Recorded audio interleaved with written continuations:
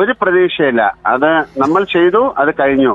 ദൃശ്യം 3 കണ്ട് ഞാൻ ടോട്ടലി സാറ്റിസ്ഫൈഡ് ആയിട്ട് നെഞ്ചും വിരിച്ച് തിയേറ്ററിൽ നിന്ന് ഇറങ്ങി വരാൻ പറ്റിയായിരുന്നു. ഇത് ഫസ്റ്റ് പാർട്ടും സെക്കൻഡ് പാർട്ടും വെച്ച് നോക്കുകയാണെങ്കിൽ കുറച്ചും കൂടെ സോഫ്റ്റ് ആണ്, കുറെ കൂടെ ഇമോഷണലി കണക്ട് ആണ്.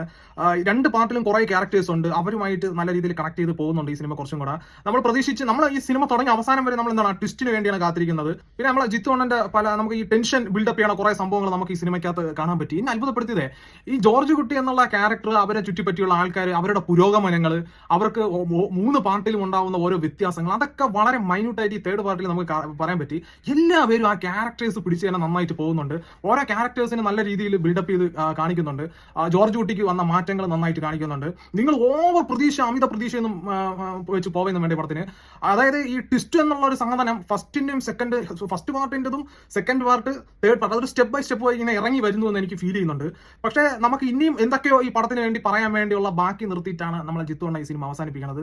എന്തായാലും ഞാൻ പറഞ്ഞാലും ഇല്ലെങ്കിൽ ഈ പടം എല്ലാവരും തിയേറ്ററിൽ കാണുമെന്നുള്ള കാര്യം ഉറപ്പാണ്.